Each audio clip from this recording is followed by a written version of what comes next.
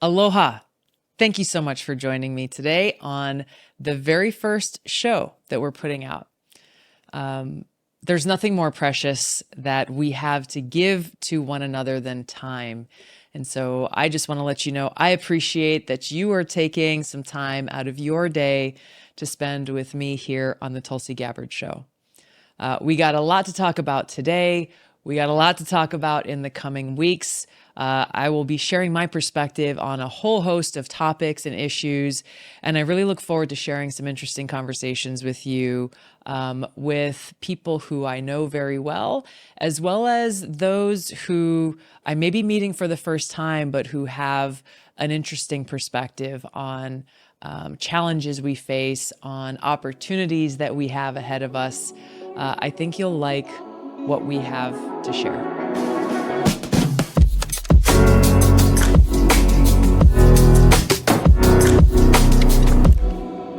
Today, I want to share something with you that has been on my mind and has been troubling me for quite some time and has now compelled me to take action. Now, I love our country.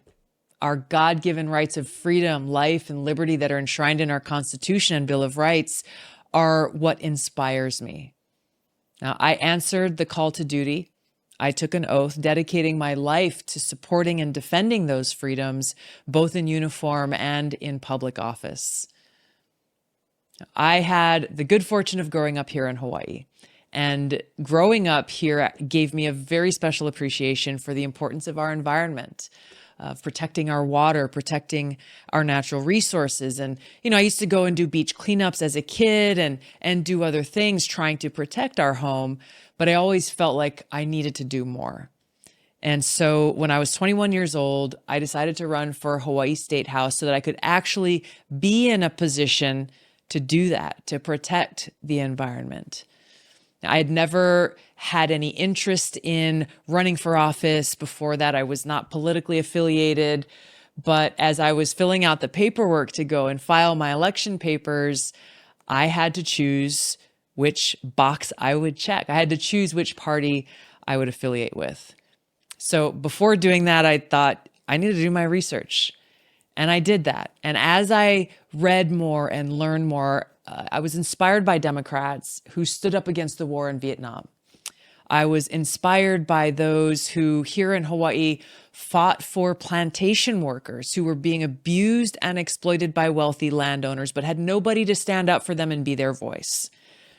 I was inspired by leaders like Martin Luther King Jr. and Robert F. Kennedy. I was drawn to the ideals of a big tent, inclusive Democratic Party that stood up for working men and women, that stood up for the little guy. Now, in contrast, as I read about the Republican Party at that time, it seemed like it was a party that stood for the interests of big business and warmongering elites. So I became a Democrat and remained one for the last 20 years. Yes, an independent Democrat, to be sure, but a Democrat nonetheless. I can no longer remain in today's Democratic Party. It's now under the complete control of an elitist cabal of warmongers driven by cowardly wokeness, who divide us by racializing every issue and stoking anti-white racism, who actively work to undermine our God-given freedoms enshrined in our Constitution, and who are hostile to people of faith and spirituality, who demonize the police, who protect criminals at the expense of law-abiding Americans, who believe in open borders, who weaponize the national security state to go after their political opponents, and above all, are dragging us ever closer to nuclear war. Now, these are some of the main reasons I'm leaving the Democratic Party, and I'm going to talk a little bit more about them here with you today. But these are really important issues. And in the coming weeks, I hope you'll join me because I'm going to be going into each and every one of these in more depth. Now, the pro-war Democratic Party of today has led us to the brink of nuclear war. This party is led by warmongers who are firmly in the grips of the military-industrial complex and don't know or don't care about the cost of war or who pays the price. President Biden and Democratic Party elites have pushed us to the precipice of nuclear war, risking starting World War III and destroying the world as we know it. This is the most urgent and existential threat that we face. Now, I ran for president in 2020 because I knew that this is where we were headed. All the signs were there. I raised this issue every single day during the campaign and on the national debate stage. For those of you who may have come to a town hall or who were watching, I'm sure you noticed. But the politicians and the media completely ignored it. They didn't care then, and they don't care now. Now, obviously, I didn't win that election, so I don't have the power to do what is necessary to prevent it. President Biden and Congress do, but they very irresponsibly are refusing to use that power to protect the safety of our country, the American people, and the world from the devastation that a nuclear holocaust would bring. So to protect our loved ones, to protect our children and our world, I'm calling on every one of you, every American, to join me in standing up to these cowardly politicians now. This may be our last chance to do so. Today's Democratic Party rejects the rule of law. What does that mean? The people's trust, our trust in the rule of law, is the foundation of our democracy. And by weaponizing the security state and federal law enforcement for their own partisan political ambitions, Democrat leaders are undermining the rule of law and turning our democracy into a banana republic. Across the country, we see a lot of examples of this. We see Democrat politicians calling for defunding the police, demonizing the police, and enacting laws that favor criminals' rights over those of everyday Americans. We have so-called progressive DAs, district attorneys, that let violent criminals out of jail, refusing to charge them, even though many have been arrested 30, 40, or even 50 times. So is it any surprise, really, that crime and murder rates are rapidly increasing? That people don't feel safe walking down the street in their own neighborhoods? Don't feel safe allowing their kids to walk to school?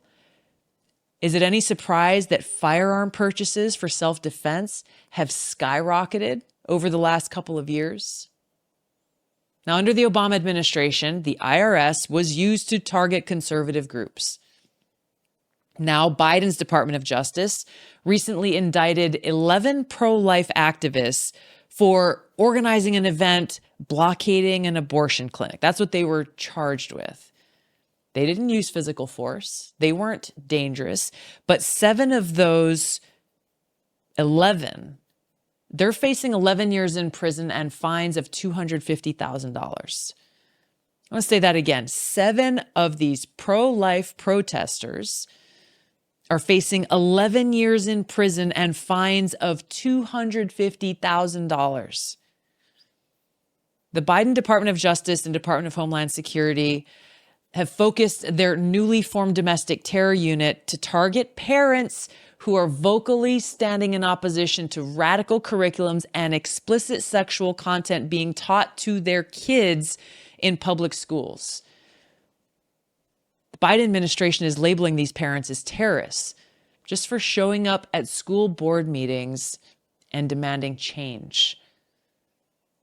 Now, President Biden campaigned on a message of unity, healing the partisan divide, bringing the country together. But he just gave a big speech saying that supporters of President Trump are the most extremist group in our country and a threat to our democracy. That's half the country. Now you've got Elizabeth Warren and Kamala Harris. They are proclaiming that the Supreme Court is illegitimate just because they disagree with its rulings. They're undermining the legitimacy of the Supreme Court given their position of power in making these statements.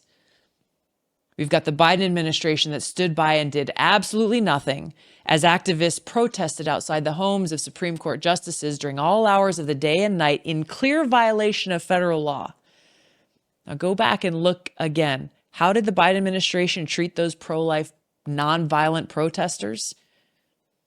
And look at how they treated those who were protesting outside the homes their families and children of these Supreme Court justices live. When the party in power does not believe in the rule of law, but they're responsible for writing and enforcing laws, our democracy is doomed. Today's Democratic Party does not believe in our constitutionally protected right to free speech. Fostering diversity of thought and freedom of expression is the very foundation of any flourishing democracy. Democratic Party leaders don't agree. They are led by fanatical ideologues who pose a threat to our democracy because they don't believe in freedom. They don't believe in freedom of speech. They don't believe in freedom of thought, freedom of religion. Because of that, they try to censor speech that they don't like, labeling it as, hey, this is misinformation, this is hate speech, this is violent speech. And they are working hand in glove with corporate for-profit media and big tech to smear and silence political opponents and anyone who dares to challenge their authority, their narrative, and therefore exposing their insecurities. Not too long ago, the Biden administration even tried launching their own Ministry of Truth with the objective of controlling what information we are allowed to read, hear, and say. They will determine what is misinformation, what is true, and what is not. Now, their ideology is one of hate and divisiveness rather than respect and love, aloha. And they stand diametrically opposed to traditional liberalism, which recognizes the basic goodness of people and the autonomy of the individual, supporting civil liberties, supporting a government of the people, by the people, and for the people. Now tell me, how can a political party that is opposed to freedom be trusted with our democracy and our God-given freedoms enshrined in the Constitution? They can't be.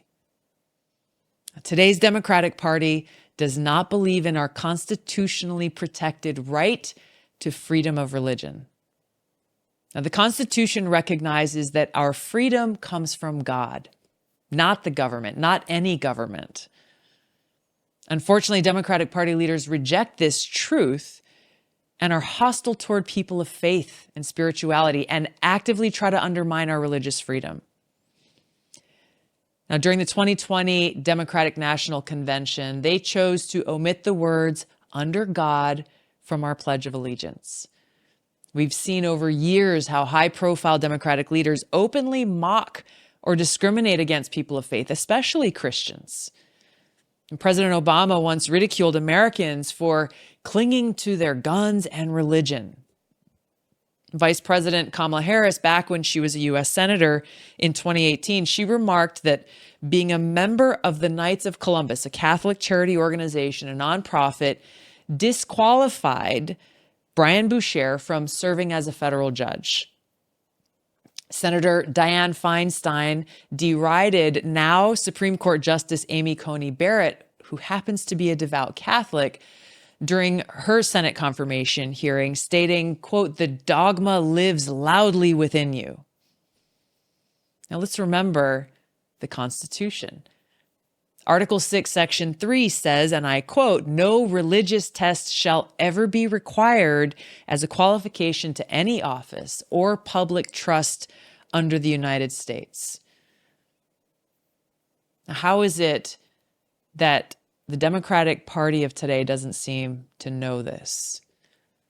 That the Democratic Party of today has forgotten that freedom of religion does not mean freedom from religion.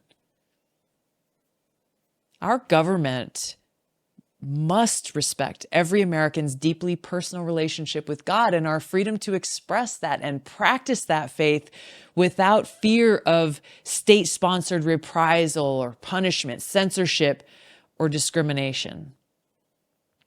Now, whether you believe in God or not isn't the point here.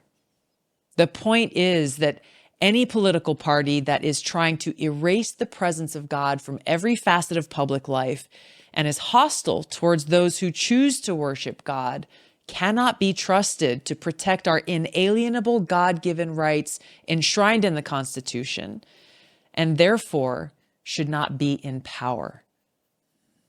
Today's Democratic Party does not believe in our constitutionally protected right to bear arms. Now, our founders passed the Second Amendment out of a recognition that every one of us as Americans has a right to defend ourselves and our loved ones, and to serve as a check on a tyrannical government seeking to take away our God-given freedoms. The Democratic Party's hatred of the Second Amendment and their increasing authoritarian instincts poses a serious threat to our freedoms. Hell yes, we're going to take your AR-15, your AK-47, said Beto O'Rourke at a debate when he was running for president. That's just one example of many that display this hatred for the Second Amendment by leading Democrats in this country. Our founders intentionally passed the Second Amendment right after the First Amendment. The majority ruling from the recent Supreme Court striking down New York's law that barred people from concealed carry firearms really summarized clearly why Democrats are so wrong to try to take away our Second Amendment rights. And I want to read this statement from that ruling because it really says it so clearly. Just as we do not need to seek a permit to stand on the street corner and exercise our right to free speech, we shouldn't have to seek permission for a law-abiding citizen to carry a firearm. Now, we as a society don't get to pick and choose which of our rights in the Constitution are more worthy of protecting than another. End of quote.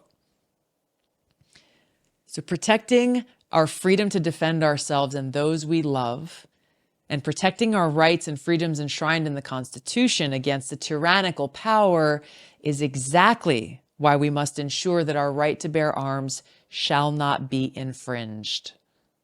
Now, today's Democratic Party is Big Brother undermining our civil liberties.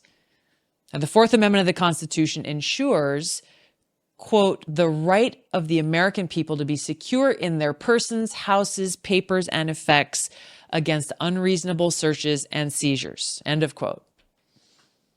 Democratic elite party leaders have had many opportunities to uphold our Fourth Amendment rights, to get rid of unconstitutional provisions of the Patriot Act that violate our civil liberties.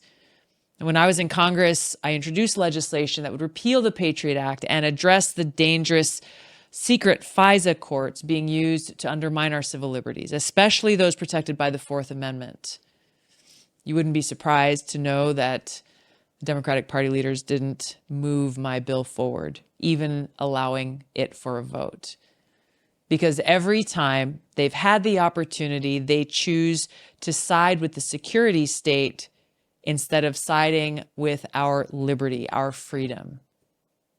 And we see a lot of examples of this, whether it's using the IRS to snoop into our bank accounts because we sent someone over $600 on Venmo or the Cash App, or supporting the corrupt system of civil asset forfeiture to seize property from law-abiding Americans who've not even been charged with a crime.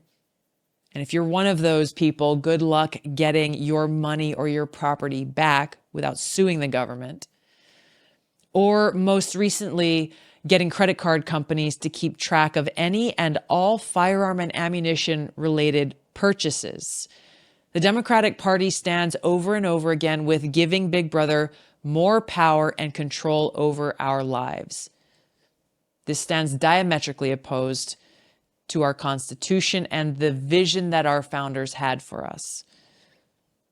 Today's Democratic Party racializes everything and blatantly foments anti-white racism. The Democratic machine has betrayed Dr. Martin Luther King's dream, his dream of a nation where we are judged based on the content of our character rather than the color of our skin. And in their blind pursuit of power, Democrat leaders have reduced each of us as God's children to the color of our skin, using identity politics to tear us apart, all so they can win a few votes, all so they can gain more political power. Democrats were completely silent in the face of Mayor Lori Lightfoot's blatant racist policy of only accepting interviews with reporters of color because she was struck with the, quote, overwhelming whiteness and maleness. Modern-day segregation in schools is being promoted by racial profiteers like Robin DiAngelo and the corrupt, self-identified cultural Marxists who lead Black Lives Matter. Where's the Democratic Party of today stand on that? Well, they embrace these people and their ideology and celebrate their racist agenda. They support programs that are teaching our kids in public schools that they are either the privileged or the victims, the oppressors or the oppressed, solely because of the color of their skin. They have become the racists that they claim to hate. Today's Democratic Party is anti-woman. There's no greater expression of hatred and hostility towards women than to erase the existence of women as a category of people. Now, if you've been paying attention, the Democratic Party has always claimed to be the champions for women, to stand proudly for the passage and enactment of Title IX, making history, leveling the playing field for women and girls. But if you listen to them lately and you look at what they're doing, the Biden administration and today's Democratic Party are spitting in the face of these achievements by rejecting the objective truth and reality that women exist and are not just a construct in someone's mind. They can no longer even define what a woman is. And they're demanding that we replace words like mother with birthing person and place women at risk just to please biological men who claim to be women at any given moment. They're taking away opportunities and futures from girls in sports by allowing transgender athletes who until recently identified as men and who clearly have a biological advantage of being a man to compete against women. Now, behind the scenes, behind the curtain, the Biden administration is quietly trying to change Title IX through a backdoor rule change that would actually remove women and biological sex from the Title IX statute. Now, if you remember, Title IX was passed specifically out of a recognition of the difference in the biological sex between men and women. And by recognizing that difference in the biological sex, providing opportunities and fairness and a level playing field for women and girls. The Biden administration's action now to take away women and biological sex from that definition of Title IX is absolutely taking away opportunities for millions of young girls and women across the country. They're even now going so far as to claim that it is sexual harassment to address someone by the wrong pronouns. So when you look at all of their actions, really what they're trying to do is to force us to comply. They're trying to force us to comply with this literal insanity by trying to regulate our speech and thought with the threat of punishment if we don't comply. By denying that there are biological differences between men and women, they're erasing women and denying the existence of objective truth. This is really the bigger issue here, because if one denies the existence of truth, then there are no boundaries. There are no limits in our society. And really what happens then is the truth becomes whatever those in power want it to be. And that's exactly what we are seeing happen in our society, in this country today. Today's Democratic Party is undermining families. Now, families are the bedrock of civilization. Today's Democratic Party does not recognize this truth and the importance of this central foundational role that families play in our society and civilization. And because they don't recognize this truth, they want to strip away the rights of parents to raise their kids, claiming, hey, we in the government know what's better for you and your children and your family better than you do. Former Democratic Governor of Virginia, Terry McAuliffe, said last year, there is no role for parents in determining a school's curriculum. You don't get a say. The largest teachers union in the country and one of the Democratic Party's biggest donors, the National Education Association, recently passed a resolution that endorses the teaching of critical race theory in classrooms across the country. Public school districts are implementing policies that sexualize kids as young as 5 or 6 years old. Taxpayer dollars are being used to bring in drag strippers and encourage gender transition surgery in minors, all kept secret from their parents. Teachers not being allowed to talk to parents about what's going on with their children at school. We have the Department of Health and Human Services Secretary Rachel Levine saying young children should be empowered to get gender affirmation treatment, which often involves puberty blockers, chemical castration, and irreversible surgeries that cause long-term harm to kids. Now, here's the thing. If parents don't comply, the federal government threatens to bring in child protective services, get them involved, and take your kids away. Families are the foundation of civilization and our society. And today's Democratic Party's policies are very quickly eroding that foundation to the detriment of us all. Now, I've said a lot of things here today. I've briefly outlined many of the serious challenges and problems that we're facing. And I'm going to be going into more depth on each of these because they deserve that time and attention as we go forward in the coming weeks. But as we end our show today, I don't want to leave you feeling hopeless. Let's remember the vision that our founders had for this country, the ideals they set forth. I believe in a government that is of the people, by the people, and for the people. Unfortunately, today's Democratic Party does not. Instead, they stand for a government of, by, and for the powerful elite. So as we remember the ideals our founders laid out for us, let's draw inspiration from their hopes for us, their hopes for this country and our potential. And let's take action to bring about that change in our communities, in our states, and in this country so that we truly have a government that is of, by, and for the people. So today I'm calling on my fellow common sense, independent-minded Democrats to join me in taking action. Join me in leaving the Democratic Party.